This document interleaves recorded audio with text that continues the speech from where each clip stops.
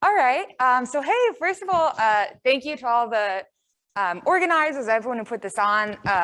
This is an awesome opportunity, and I'm super thankful and humbled to be able to talk about my work here with all of you guys. So my name is Patty Bolan. I'm a PhD student at UC Davis, working with Marisha Badach. And today I'm going to be talking about some work that we've been doing along with Brian Lameau and Charlotte Mason on constraining the timeline of the Epoch of Reionization using observations of distant galaxies. Boop. Oh no. Yeah, I can't get it to go.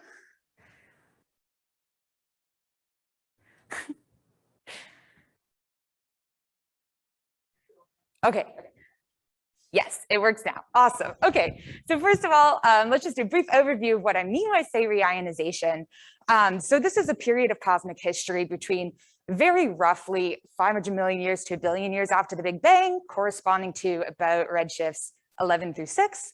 And what happened here is that the hydrogen in the intergalactic medium transitioned from being neutral to ionized. And there are a lot of open science questions around the Epoch of Reionization.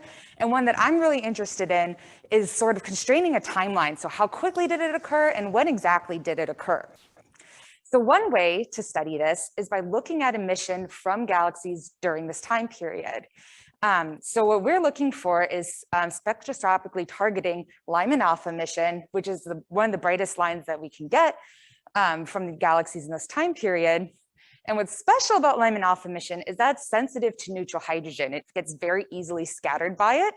So if we can observe Lyman alpha properties from galaxies during the Epoch of Reionization, that helps us gain insight into the neutrality of the IGM at that time. So the samples that we're using in this galaxy are all gravitationally lensed by massive foreground clusters. This is just an example of 3 of the clusters we're using in this work. We have 10 of them total.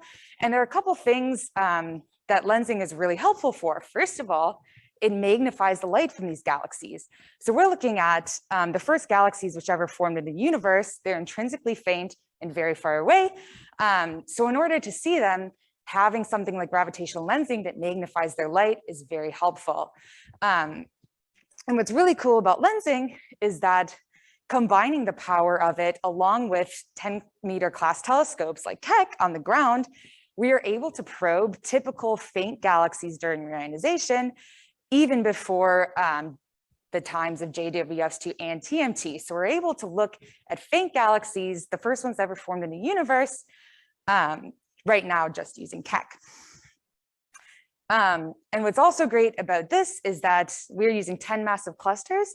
So by having 10 different lines of sight, we're able to alleviate effects of cosmic variance, which allows us to get a more globally averaged picture of the IGM at this time. All right, so once we have our set of high redshift candidates selected out of photometry from Hubble, then we take those candidates to Keck and we do spectroscopy on them. So for the samples we're using in this work, a lot of time and effort was put into spectroscopy. So these samples are comprised of over 200 hours of spectroscopy on both Deimos and MOSFIRE in an over 4.5-year campaign. The stats on that, we have about 20 nights on Deimos, 15 on MOSFIRE. And in the end, what we have is deep data on a set of almost 200 Lyman break galaxy candidates between redshifts 5 and 7, and those are targeted by Deimos, and then another 68 between redshift 7 and 8.2, which have spectroscopy from MOSFIRE. So among these candidates, we have some confident Lyman alpha emitters from both Deimos and MOSFIRE, and these are shown in Austin Hoag's 2019 paper, Spencer Fuller's 2020 paper, if you want to get more details on those emitters. And what we're seeing at the top here is a Lyman alpha emitter at around redshift 7, and then the bottom are just 2 of our booming Lyman alpha emitters in the redshift 6 range from Deimos. So there were 2 confident detections from the MOSFIRE sample and 36 from the Deimos sample. And for everything else, we were able to compile pretty constraining upper limits on the flux and equivalent width of Lyman alpha from the observations that we got. So this is just showing the 1 sigma equivalent limit on the top, flux limit on the bottom for our DEIMOS sample and our MOSFIRE sample. So we have a good set of Lyman alpha emitters, and then for the non-emitters, we're able to constrain upper limits on the flux pretty well. So what we do with all of this data from both emitters and non-emitters is we put it into a Bayesian framework, which was created by Charlotte Mason. It's described in detail in her 2018 and 2019 papers in order to infer the neutral fraction of hydrogen during reionization era redshifts. So the basic story of how this goes is that we start off with a reference sample of galaxies at redshift 6. This is when we believe the universe was mostly reionized. Reionization was pretty much finished. So the idea here is that when we are seeing Lyman alpha photons from these galaxies, we are only seeing the effects of ISM conditions because they're going through an ionized intergalactic medium. So the Lyman alpha photons aren't being scattered by neutral hydrogen in the IGM. So we take in the equivalent with values for galaxies in which we have detections and limits for non-detections, and look at those as a function of the absolute magnitude of these galaxies. We then compare that to the same observables in our high redshift sample. So in this work, the two fiducial redshifts that we're using in order to infer the neutral fraction are redshift 6.7 and 7.6. And then we fold in large-scale cosmological simulations developed by Andre Messinger. And in the end, we are able to, via a Bayesian method, extract the conditions of the IGM at those high redshifts, the two that we're looking at, 6.7 and 7.6, because we are able to isolate conditions in the IGM as compared to the ISM, having this reference sample from the ionized universe. So this inference has been done on a number of samples before this. And one key thing that we did in this work is we made a lot of improvements specifically to the error analysis of this method. So there are a lot of things that we stress tested this time around. In previous analyses, there were some assumptions that were made. And this time we tested a lot of those assumptions, looking at which galaxies we actually incorporated into the model, specifically amongst the non-emitters. We also incorporated basically every source of error that we could think of, and we propagated all of that through to the final posterior on the neutral fraction. So this time around, even though this process had been done before, we really took extra care to make sure that our error analysis was as accurate as it could be. And then the key thing that we did in this, so remember I talked about the sample of about 200 Lyman break galaxies at redshift 6 that we're using for a reference sample. And that is the key change that we made in this analysis. So the reference sample here is compiled in Spencer-Fuller's 2020 paper if you want to read more about it. And what's really important is that this time we are matching the reference sample to the high redshift sample in terms of absolute magnitude or luminosity and their colors, or which we determined via beta slopes. So what we're looking at here is the distribution of absolute magnitudes of the different samples that we're looking at. So first, let's focus on the gray and the blues here. Ignore the orange for now. So the gray is our reference sample, those 200 or 198 Lyman break galaxy candidates that we're using to model ISM conditions via the equivalent with values and limits from these galaxies. They have a very similar distribution to those in the blue, which are high redshift samples, 7.6 and 6.7. And just, I think people might be familiar, but just in case, with magnitudes on the left, we're talking about bright stuff, the lower the number is, and then the right, we're talking about fainter galaxies.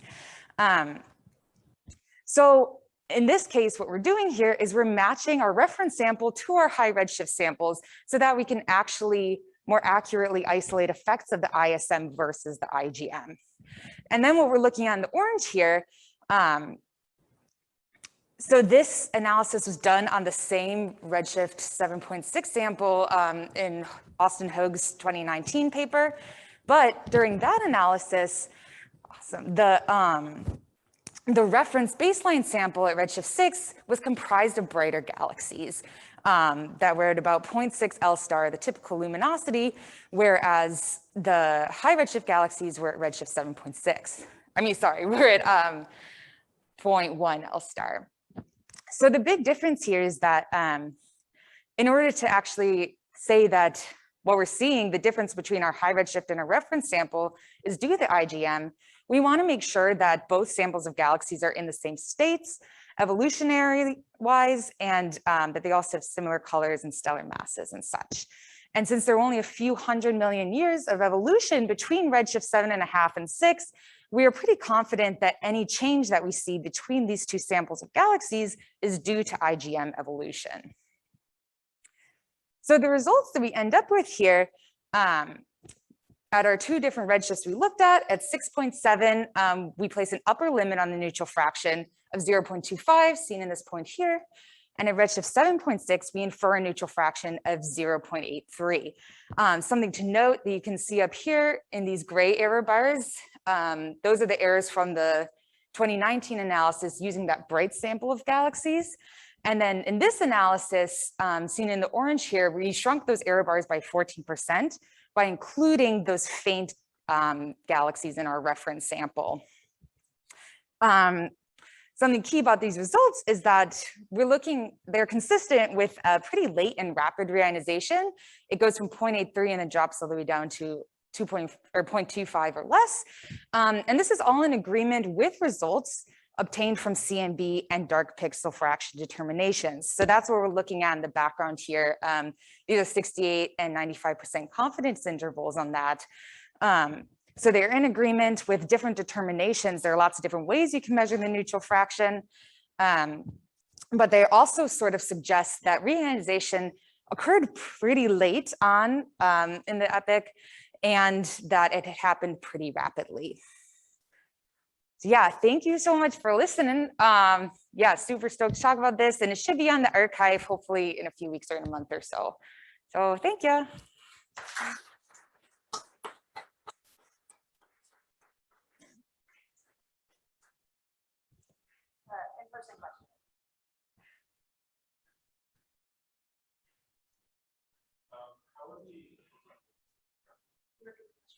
Yeah, so the question is, how are the equivalent widths determined?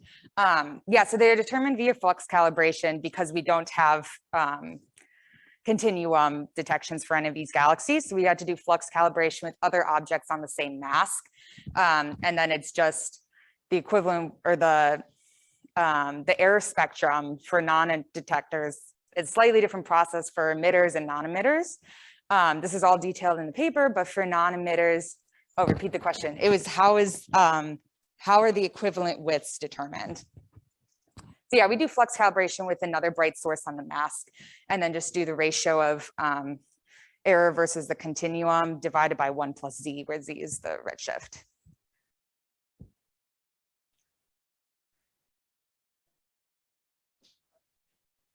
Any other lines for galaxies? No, not yet. Yeah, oh yeah, sorry. Are there any other lines seen for any of these galaxies? No, we are looking for C3 in some of them. So that's an active campaign we're working on, but the next steps with this. But as of right now, for all of these, all that we saw is Lyman alpha emission.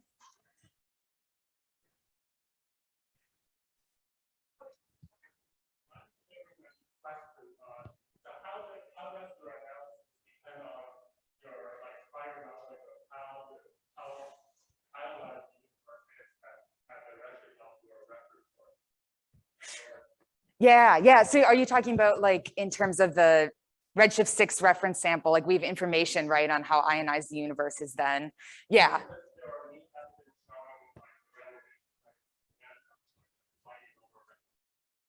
Yeah, exactly. Yeah. So the question was about using information about how ionized the universe is at redshift 6, because there is new information that maybe it ended a little bit after redshift 6 or so.